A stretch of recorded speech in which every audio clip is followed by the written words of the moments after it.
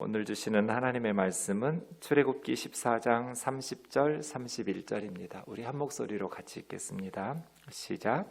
그날에 여호와께서 이같이 이스라엘을 애굽 사람의 손에서 구원하시매 이스라엘이 바닷가에서 애굽 사람들이 죽어 있는 것을 보았더라.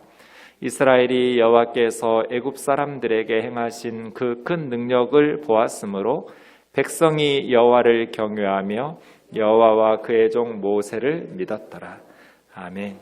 자리에 앉으셔서 기도하겠습니다. 말씀으로 우리를 빚으신 하나님 아버지, 우리 인생길에 생명의 말씀으로 인도하여 주옵소서. 오직 주님의 은혜를 힘입어서 담대하되 겸손하게 살게 하시고 우리 자녀들에게 본이 되는 믿음의 삶을 살게 하여 주옵소서. 연약하고 미련한 종을 주님 손에 맡기옵고 예수님의 이름으로 기도하옵나이다. 아멘. 출애굽기 세 번째 시간입니다. 출애굽기는 바로를 섬기는 노예에서 하나님을 섬기는 예배자로 변화되는 과정을 가르쳐 주신 말씀입니다. 바로를 섬기는 노예에서 하나님을 섬기는 예배자로의 변화, 이것을 구원이라고 말합니다. 예수님이 세상에 오신 것은 바로의 노예들을 하나님의 예배자로 구원해 주시기 위해서입니다. 그래서 출애굽기에는 네 가지 주제로 이루어져 있고 그 중에 우리는 지금 출애굽 사건 본문을 보고 있습니다. 출애굽 사건은 단순히 구원에 대한 말씀이 아닙니다. 출애굽 사건의 핵심적인 내용은 구원이라기보다는 하나님을 아는 것에 대한 말씀입니다. 출애굽 사건의 본문들에는 여호와를 알리라, 하나님을 알아야 된다라는 말씀의 구절들이 정말 많이 나옵니다. 5장 2절에 보면 바로가 여호와가 누구이기에, 도대체 니네 하나님 여호와가 누구길래 내가 그 목소리를 듣고 이스라엘을 내보내주겠냐는 거예요. 노예로 부려먹고 있는 이스라엘 백성들을 나는 여호와를 알지 못하니 보내지 않을 것이다. 핵심이 뭐예요? 하나님을 아는 거였어요. 9장 29절에서 모세는 바로에게 세상이 여호와께 속한 줄을 왕이 알리이다. 바로가 알아야 될 게 뭐예요? 이 세상이 하나님께 속했다라는 것을, 하나님은 온 세상의 하나님이시라는 것을 깨달아야 돼요. 단순히 노예들로 부려먹는 히브리의 민족신이 아니라 하나님은 온 세상의 하나님이라는 것을 알게 되도록. 그래서 7장 4절 5절 바로가 알게 될 때까지 여러 큰 심판을 받게 될 거예요. 많은 큰 심판들을, 재앙들을 경험한 후에야 바로는 내 군대 내 백성 이스라엘 자손을 내보낼 거라고. 이스라엘 백성을 하나님께서는 내 군대 내 백성 이렇게 부르셨어요. 노예로 부려먹는 오합지졸들 같지만 성경은 그들이 여호와의 군대 이렇게 불러요. 교회에 모인 사람들이 남달리 세상 사람들보다 힘이 있거나 잘 조직된 어떤 군사 조직같이 보이지 않고 그저 오합지졸인 것 같이 보이지만 교회의 성도들은 여호와의 군대예요. 우리는 그리스도의 군사로 사탄의 나라를 무너뜨리고 하나님의 나라를 건설하는, 전투하는 교회, 하나님의 백성이죠. 그것을 위해서 바로는 여러 큰 심판을 당하게 되고 바로와 애굽 사람들이 하나님을 알게 되는 것, 이것이 출애굽 사건의 핵심적인 내용이었습니다. 지금 우리에게도 마찬가지입니다. 오늘 어린이 주일인데요. 우리 아이들에게 가장 필요한 게 뭘까요? 인생을 살아가는 데 있어서 많은 것들이 필요합니다. 그 중에서 가장 필요한 게 뭘까요? 호세아 4장 6절에 보면 내 백성이 지식이 없으므로 망한다. 어떤 지식이요? 세상의 지식이 아니라 하나님을 아는 지식이 없어서. 하나님의 말씀을 잊어버리니 나도 너희 자녀들을 잊어버릴 거라고. 우리 아이들을 하나님께서 잊어버리시고 우리 아이들을 돕지 않으시면 우리 아이들은 이 험한 세상을 어떻게 살 수 있을까요? 그래서 호세아 선지자는 우리가 여호와를 알자, 힘써 여호와를 알자. 하나님은 새벽빛같이 어김없이 나타나신다. 땅을 적시는 비, 늦은 비와 같이 우리에게 임하신다. 하나님을 알자, 힘써 하나님을 알자. 우리 자녀들에게 가장 중요한 것, 하나님을 아는 것. 단순히 지식적으로 하나님을 아는 것이 아니라 하나님과 교제하고 동행하면서 하나님과 더불어 함께 이 험한 세상을 살아가는 것. 이것이 가장 필요한 것입니다. 어린이 주일을 맞아서 부모된 우리가 우리 자녀들을 위해서 가장 필요하고 가장 소중한 것이 무엇인가? 하나님을 아는 것이라는 것을 기억하면서 가르치고 또 기도해야 될 줄로 믿습니다. 하나님을 알아야 바로의 노예들이 하나님의 예배자의 삶을 살게 됩니다. 세상의 노예로 사는 것이 아니라 하나님을 섬기며 예배하는 자로 살아갈 수 있도록 하나님을 알려주고 하나님을 알게 하는 그러한 부모와 우리 교회가 되기를 원합니다. 출애굽기 12장 29절부터 이제 밤중에 10번째 재앙이 시작됐습니다. 애굽에서 난 모든 초태생들이 하나님의 심판으로 죽임을 당했습니다. 바로의 장자에서부터 감옥에 있는 죄수의 장자까지 다 죽었습니다. 사람들뿐 아니라 짐승들도 처음 태어난 것은 다 죽었습니다. 그 밤에 애굽에 큰 부르짖음이 있었고 죽임을 당하지 않은 가정이 한 가정도 없었습니다. 그 밤에 당장 바로는 모세와 아론을 부릅니다. 모세와 아론을 부르면서 일어나 내 백성 가운데서 떠나라. 너희 말대로 가서 여호와를 섬겨라. 너희가 말한 대로 소떼든지 양떼든지 다 몰고 가서 섬겨라. 나를 위해서 축복하라. 애굽 사람들은 우리가 다 죽게 되었다라고 말하면서 재촉하면서 이스라엘 백성들을 속히 내보내도록 이제 드디어 바로가 조건 없이 모세와 아론이 말한 대로 내보내주게 되었습니다. 왜요? 하나님을 알게 됐어요. 여호와를 깨닫게 되었어요. 큰 재앙들을 경험하고 나서야 비로소 그것도 10번이나 반복해서 하나님의 능력을 경험하고 나서야 비로소 이스라엘 백성들을 하나님의 말씀대로 내보내 주었습니다. 오늘 14장으로 이어지면 상황이 좀 달라집니다. 하나님께서 모세에게 말씀하셔서 2절에 돌이켜라는 단어가 중요합니다. 지금 이스라엘 백성들이 가나안 땅으로 가려면 지중해 쪽으로 붙어서 서북쪽으로 올라가야 돼요. 그런데 하나님께서 서북쪽으로 올라가도록 하시다가 다시 동남쪽으로 틀었어요. 이게 돌이켜예요. 2절에 보면 바다와 믹돌 사이 비아히롯 바알스본 맞은편 바닷가 아주 여러 단어를 사용하면서 정확한 방향과 지명을 명시하셨어요. 그쪽 방향으로 돌려라. 지금 예상 경로를 벗어나고 있는 거예요. 왜 하나님께서 모세와 이스라엘 백성들에게 예상 경로를 벗어나게 하셨을까? 3절에 보시면 바로가 너희들에게 그들이 그 땅에서 멀리 떠나 광야에 갇힌 바 되었다라고 말할 거다. 바로는 무슨 생각하겠어요? 그럼 그렇지, 오합 지졸들이 지금 나가더니 방향 감각도 잃어버리고 광야에 갇혔다. 이스라엘 백성들의 경로를 들으면서 예상 경로를 벗어나 버린 그들을 보면서 바로가 착각하게 되는 거예요. 오합 지졸들이 광야에 갇혔다는 거예요. 앞은 홍해예요.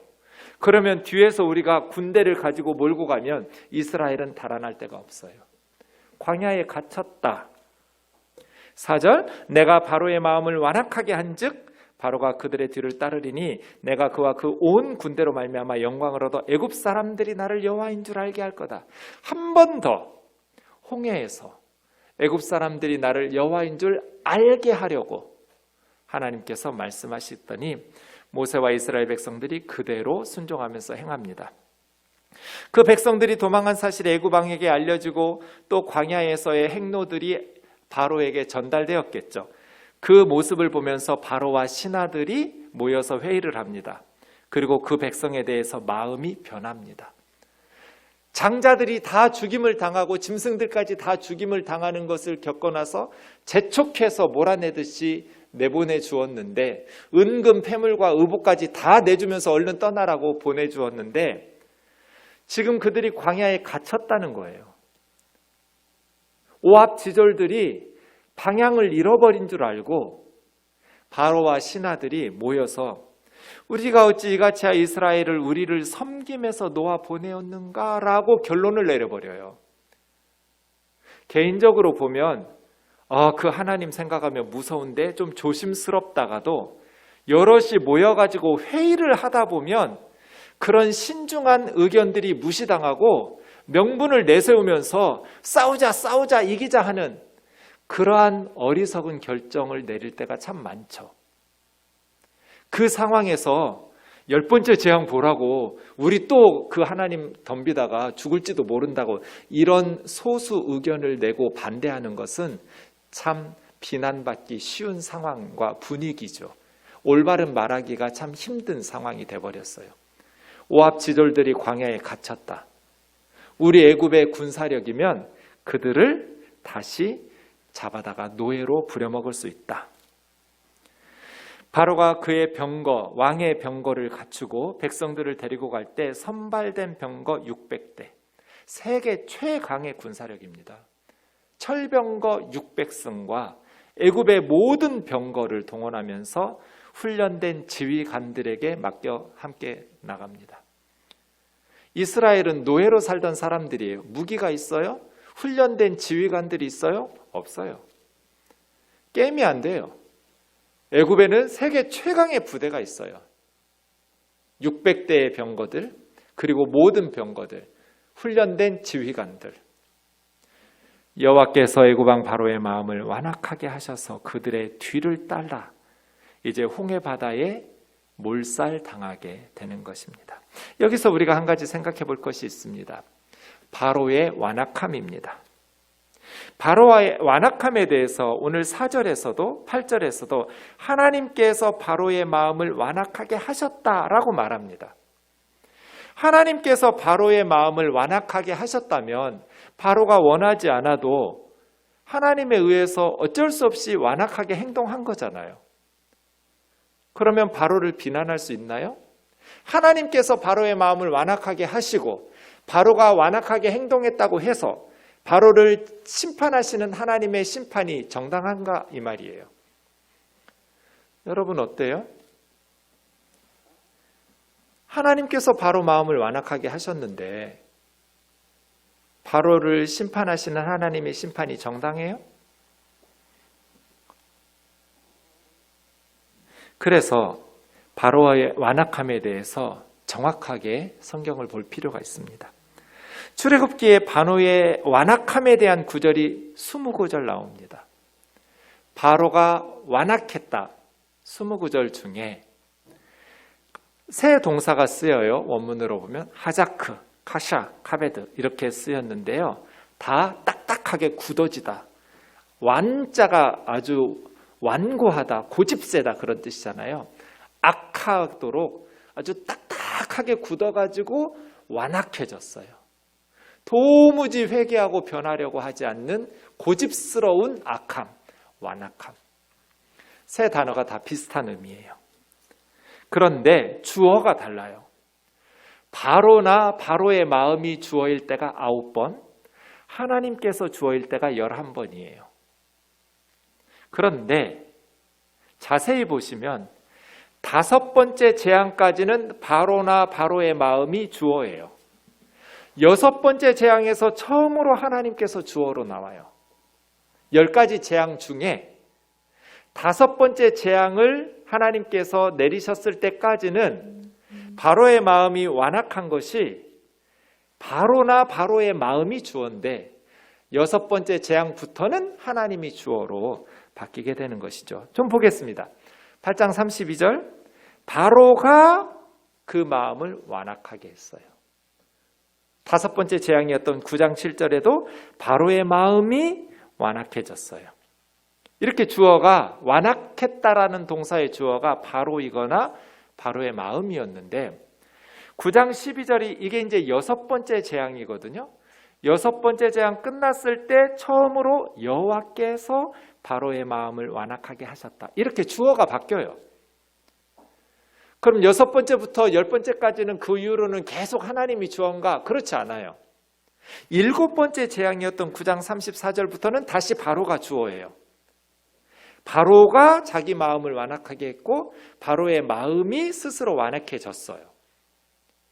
정리해보면 어떻게 말할 수 있어요?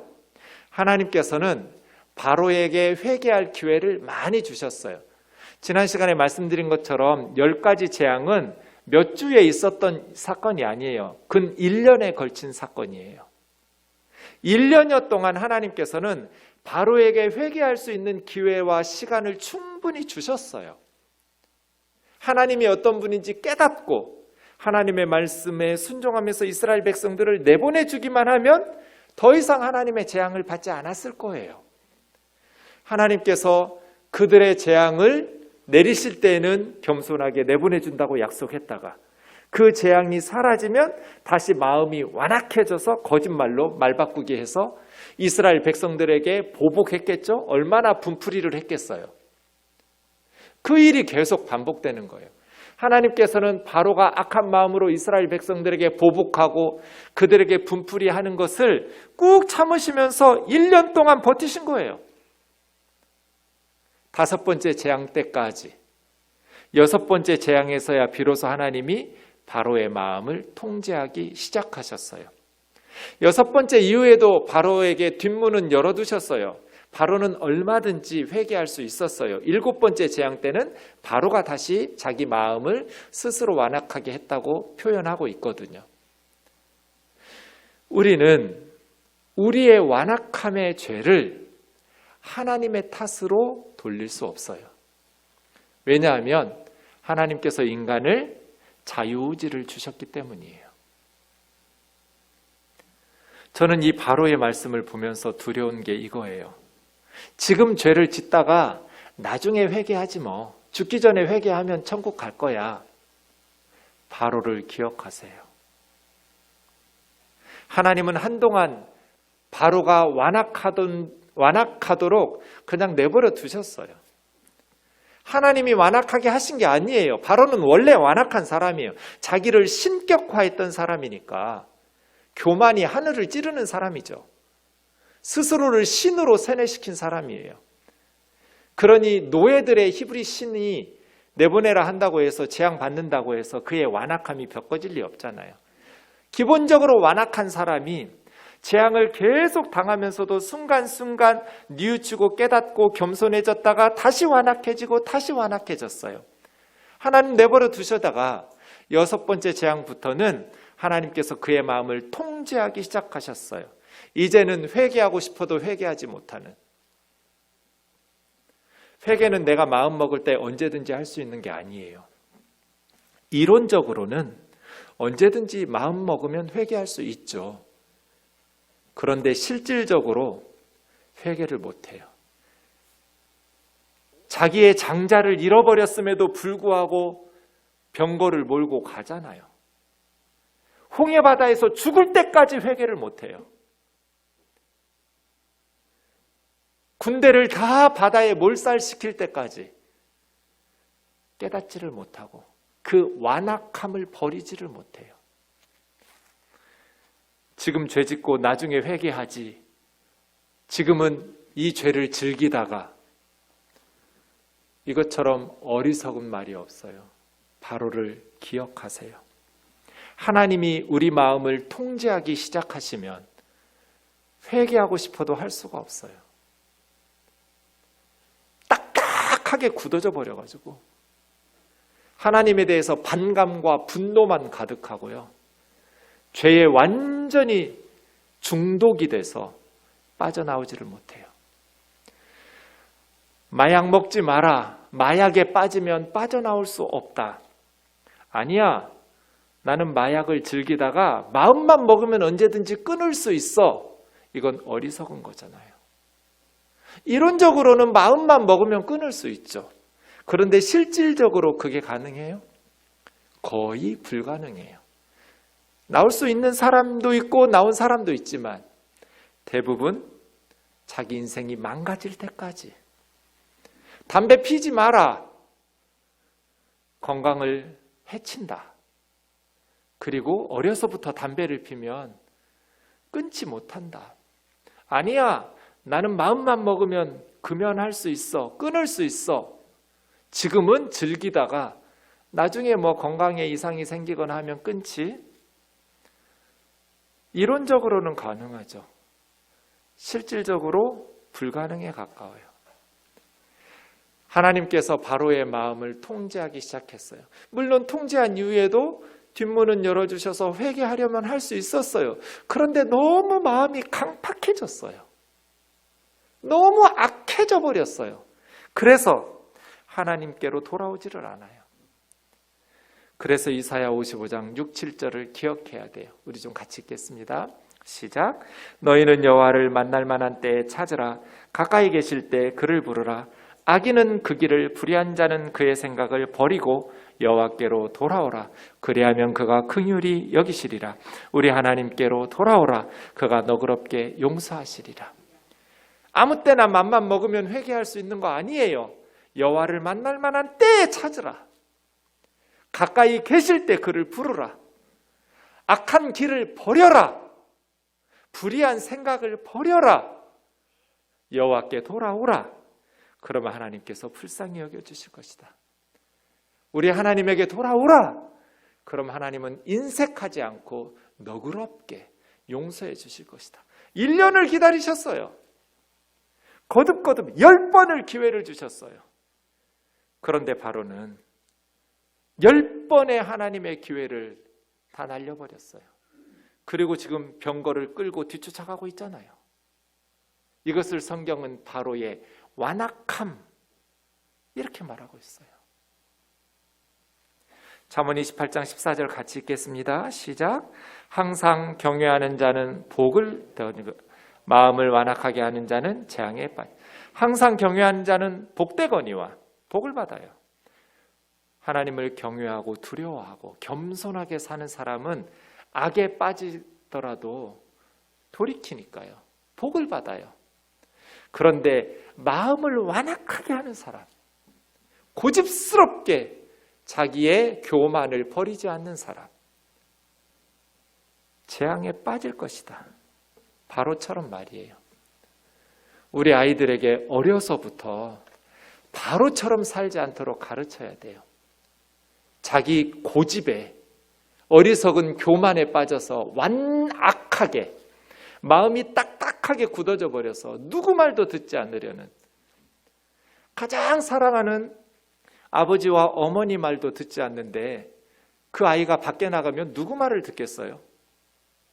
가정에서부터 가정교육을 바르게 시켜야죠. 어떻게? 겸손하게. 항상 하나님을 경외하면서 자신의 삶을 겸손하게 사는 것이 지혜로운 거잖아요. 교만하게, 완악하게, 고집스럽게 결국 그 아이의 인생을 망가뜨리고 가정과 교회와 사회를 불행하게 만들잖아요. 두 번째로 우리가 생각해 볼 것은 이스라엘 백성들입니다. 14장 10절부터 보겠습니다. 바로가 가까이 올 때 이스라엘 자손이 눈을 들어 본즉 앞은 홍해바다인데 뒤에 바로의 군대가 따라오고 있는 거예요.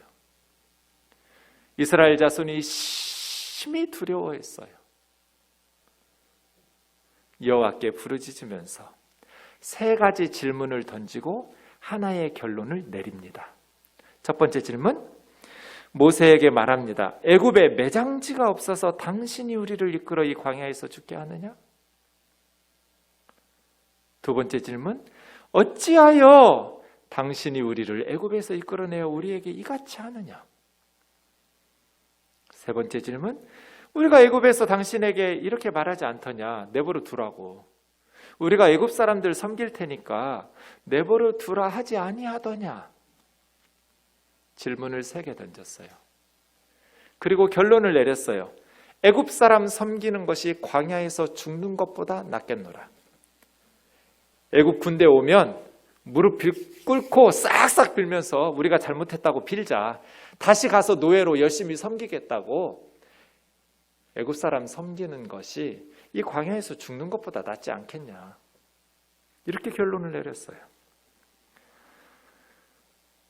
이스라엘 백성들하고 바로와 애굽 신하들하고 뭐가 달라요? 10가지 재앙을 통해서 바로와 바로의 신하들이 배운 게 하나도 없어요. 하나님을 아는 것. 온 세상이 하나님께 속한 줄을 알아야 되는데 바로가 깨닫지를 못했어요. 그런데 지금 홍해바다 앞에서 이스라엘 백성들은 바로와 애굽 사람들하고 다를 게 하나도 없어요. 10가지 재앙을 통해서 이 사람들 뭘 배운 거예요? 그런데 이 사람들의 3가지 질문과 하나의 결론을 가만히 살펴보면 2가지를 발견할 수 있어요.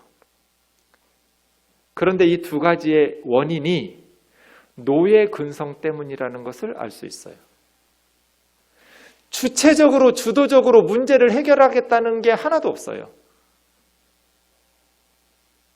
남 탓해요. 당신이 우리를 어찌하여 모세를 원망하고 불평하면서 남 탓하는 것. 노예들의 전형적인 특징이에요. 주체적인 삶의 주도적인 모습이 없어요. 노예 근성에 찌들어가지고. 그리고 과거를 그리워해요. 애굽을 섬기는 것이 좋지 않더냐? 그냥 애굽에서 그냥 애굽 사람들 노예로 살겠다고 말하지 않더냐? 왜 우리를 끌고 와가지고 모세하고 아론이 그들의 목에 밧줄을 끼워서 질질 끌고 나왔나요? 자기 발로 걸어 나왔잖아요.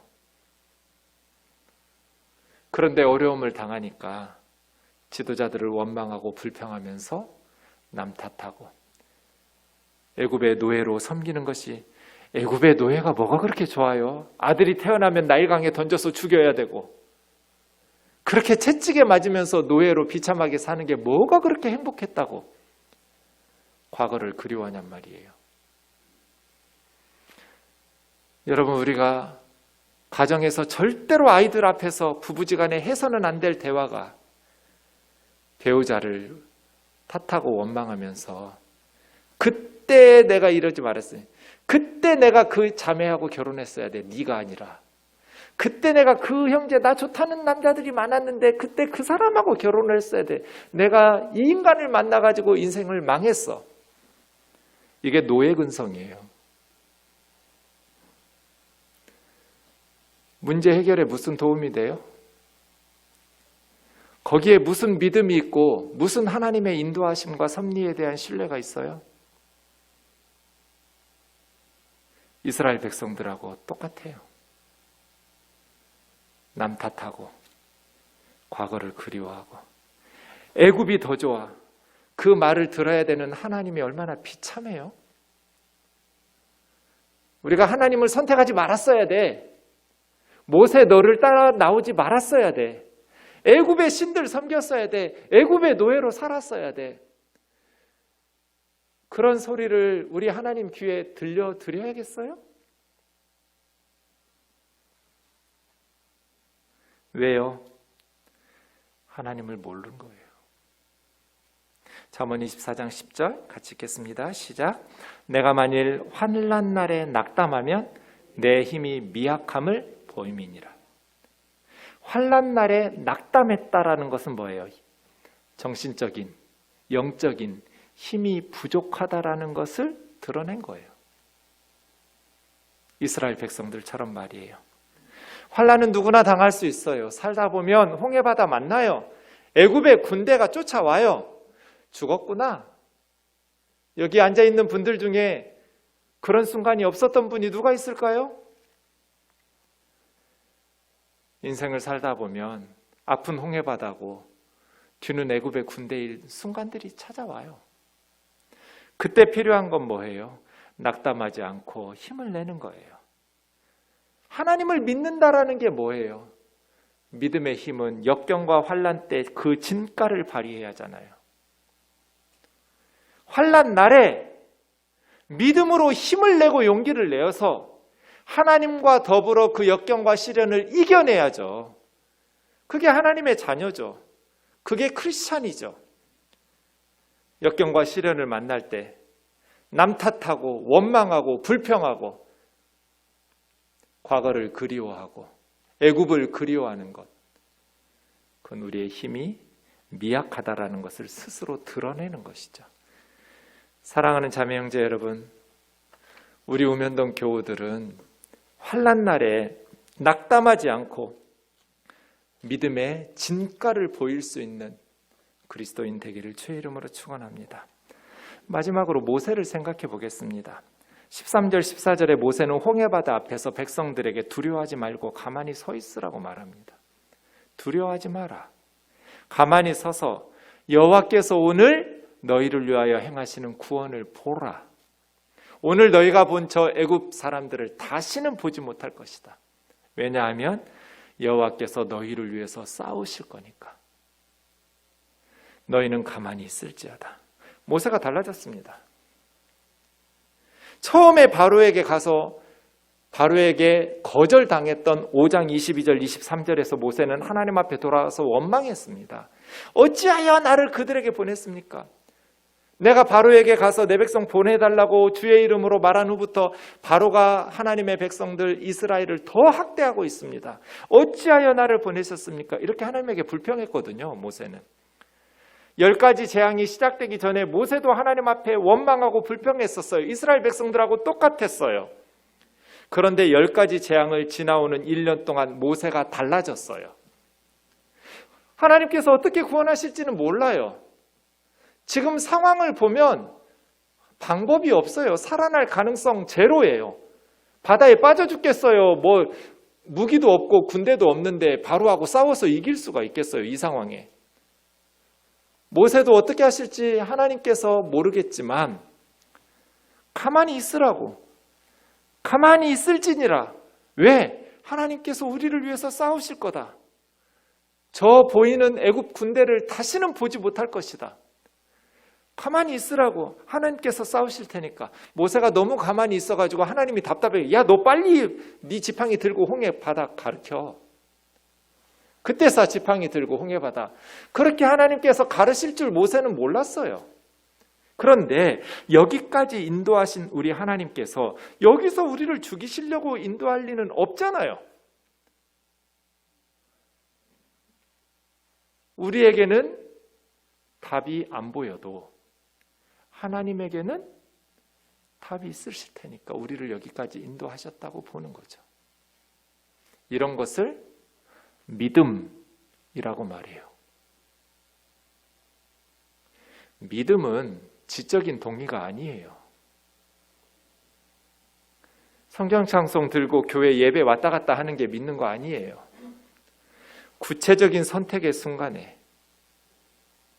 삶의 자리에서 하나님을 선택하는 것, 하나님의 말씀에 순종하는 것, 그 삶이 믿음이지 입으로 믿는다고 영접기도 하고 따라하고 지적으로 동의하는 게 믿는 거 아니에요.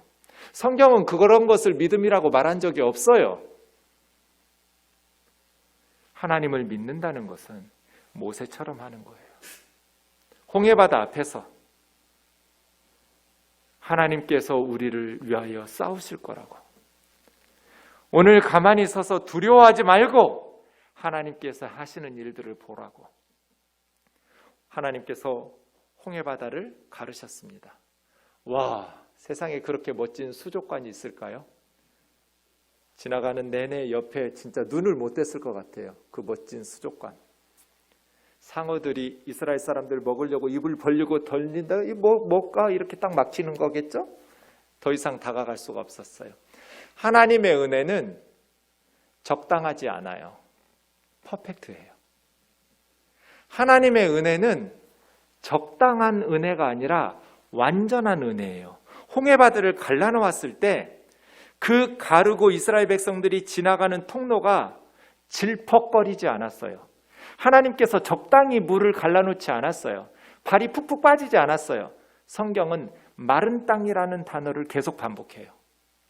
홍해바다 가른 사이를 하나님은 말려놓고 건너게 하셨어요. 마른 땅이에요. 마른 땅. 질퍽거리는 진흙이 아니었어요. 신발에 흙 묻고 이런 거 없어요.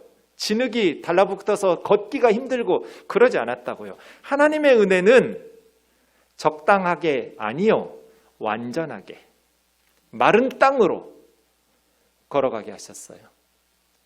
애굽의 군대가 보니까 이스라엘 백성들이 홍해 사이를 건너가거든요. 열심히 뒤쫓아가다가 하나님께서 물을 덮어버렸어요. 바로의 최정예 부대, 애굽의 모든 군대가 홍해에서 죽었어요. 예전에 이스라엘의 아들들이 나일강에 죽임을 당해서 둥둥 떠갔었는데 이제는 애굽 사람들이 홍해 강물 위에 시체가 되어서 둥둥 떠갔겠죠. 30절 31절 보겠습니다. 그날에 여호와께서 이같이 이스라엘을 애굽 사람의 손에서 구원하시매 이스라엘이 바닷가에서 애굽 사람들이 죽어 있는 것을 보았더라. 이스라엘이 여호와께서 애굽 사람들에게 행하신 그 큰 능력을 보았으므로 백성이 여호와를 경외하며 여호와와 그의 종 모세를 믿었더라. 이런 걸 뭐라고 그래요? 공포의 뒷북이라고 그래요. 이건 믿음이 아니에요. 이건 그냥 사실을 인정하는 거예요. 믿음은 타이밍이 중요해요. 타이밍. 언제 믿느냐. 홍해바다 건넌 후에 믿는 건 뒷북 치는 거고요. 모세처럼 홍해바다 앞에서 믿는 게 믿음이에요. 인생은 타이밍이 중요해요.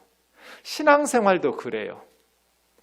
바로와 애굽 사람들은 너무 늦게 홍해바다에서 죽어가면서 깨달았어요. 이스라엘 백성들도 너무 늦게 홍해를 건너고 나서 깨달았어요. 모세 한 사람만 바른 시간에 깨달았어요. 그래서 출애굽기 14장에서 믿음 있었던 사람은 모세밖에 없어요. 모세는 위기를 극복하면서 백성들의 신뢰를 얻기 시작하죠. 우리는 지금 하나님을 믿고 신뢰하면서 살아가고 있나요? 언제 믿냔 말이에요. 홍해바다 앞에서 하나님을 믿어야 그게 믿음이죠. 홍해바다 다 건넌 후에 이스라엘 백성들은 그날 잠을 자겠어요? 밤새도록 춤추며 노래했어요. 소고치며 춤추며 밤을 새도록 하나님의 구원을 찬양하며 노래했어요. 하나님께서 기뻐하시면서도 마음이 좀 씁쓸하셨을 것 같아요. 타이밍이 잘못됐기 때문이에요. 지금도 이스라엘 사람들은 이 출애굽기의 본문을 읽을 때 환호성을 지르면서 성경을 읽는데요. 하나님의 구원을 기뻐하면서. 그런데 막상 홍해바다를 만나면 우리는 어떻게 살아가고 있을까요? 잠언 29장 18절 같이 읽겠습니다. 시작. 사람을 두려워하면 올무에 걸리게 되거니와 여호와를 의지하는 자는 안전하리라. 이스라엘 백성들이 왜 두려웠어요? 사람을 두려워했기 때문에. 하나님을 의지하지 못했기 때문에. 어린이 주일입니다. 우리 아이들이 보는 앞에서 우리는 지금 어떤 그리스도인으로 살아가고 있습니까? 우리의 삶의 모습을 보면서 아이들이 믿음이 생길까요? 아, 하나님은 저렇게 믿는 거구나. 배울 수 있을까요? 우리의 문제는 홍해가 아닙니다. 애굽의 군대도 아닙니다. 홍해바다나 애굽의 군대는 늘 있었습니다. 역사 가운데. 문제는 우리의 믿음이 없다는 겁니다. 하나님을 신뢰하지 못하는 것이 우리의 문제의 핵심이에요. 하나님을 믿는데 두려워한다라는 것은 어울리지 않잖아요. 그 믿음에 뭐가 문제가 생긴 거잖아요. 하나님을 신뢰하지 못하니까 홍해바다 앞에서 남 탓하고 원망하고 과거를 그리워하고 노예 근성을 드러냅니다. 한국교회 문제가 뭐예요? 목사님들이 하나님을 믿지 않는다는 거예요. 그래서 피켓팅 하잖아요. 목사님, 예수님 믿고 천국 가세요. 목사들한테 예수 믿고 천국 가라고 그래요. 목사님들이 예수님을 안 믿어요. 하나님을 믿지 못하니까 세습을 하죠. 하나님 믿으면 그럴 수가 없어요. 하나님을 믿지 않으니까 은퇴하면서 제가 주중에 동서울 노예에 원로 목사님들의 은퇴 규정을 봤어요. 후배 목사들이 어떤 문의를 해서 봤더니 세상 사람들이 이걸 보면 큰일 났다 싶은 거예요. 우리 교단 동서울 노예 원로 목사님들 은퇴 규정이 은퇴금 있고요. 거기에 위로금이라고 그래서 전별금이 엄청나게 따라붙어요. 그것만 있는 게 아니에요. 은퇴하는 원로 목사 이름으로 등기가 된 집을 사주도록 되어 있어요. 집만 사주는 게 아니에요. 그 집에 전기요금, 가스요금 죽을 때까지 다 내줘야 돼요. 교회에서. 그것만 있는 게 아니에요. 건강보험료, 의료보험료도 내주고 병원 치료비, 목사와 사모의 치료비 다 내주게 돼 있어요. 그것만 있는 게 아니에요.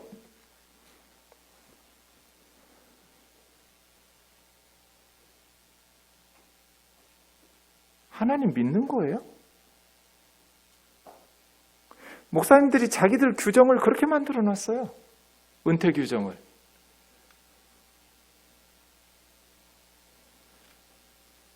하나님을 믿고 노후를 살겠다는 거예요.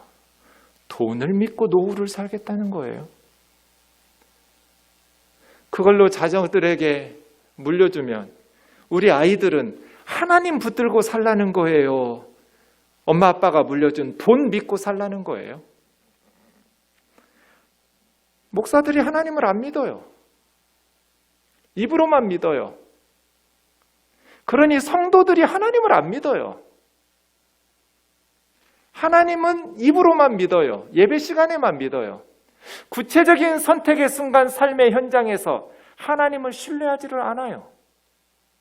세상을 더 믿고 돈을 더 의지해요. 그래서 죄에 타협을 해요. 이것이 우리들의 문제의 본질 아닌가요? 그리스도인들이 하나님을 믿지를 않아요. 그러니까 무기력해요. 세상의 소금과 빛으로 착한 행실로 하나님께 영광을 돌리지도 못해요. 사랑하는 자매 형제 여러분, 우리 아이들 눈 앞에서 하나님 한 분 붙들고 살아가는 저와 여러분 되기를 주의 이름으로 축원합니다. 사람을 두려워하면 올무에 걸리게 됩니다. 하나님을 의지하면 안전하게 됩니다. 믿음으로 홍해를 건너는 하나님의 능력을 경험하는 하나님의 백성들 되기를 원합니다. 시온이 이르기를 여호와께서 나를 버리시며 주께서 나를 잊으셨다 하였거니와 여인이 어찌 그 젖먹는 자식을 잊겠으며 자기 태에서 난 아들을 긍휼히 여기지 않겠느냐. 그들은 혹시 잊을지라도 나는 너를 잊지 아니할 것이라. 아멘이지요? 하나님은 우리를 잊으신 적이 없어요. 잊을 수가 없어요. 어떻게 엄마가 젖먹이 자식을 잊어요? 어떻게 엄마가 자기 태에서 난 아들, 딸을 불쌍히 여기지 않을 수가 있어요? 불가능해요. 그런데 그들은 혹시 잊을지라도 나는 너희를 잊을 수도 없고 잊은 적도 없다. 아멘! 하나님께서 우리를 붙드십니다. 잊을 수가 없어요. 잊으신 적도 없어요. 그 하나님을 믿고 하나님을 의지하면 홍해를 건너게 될 줄로 믿습니다.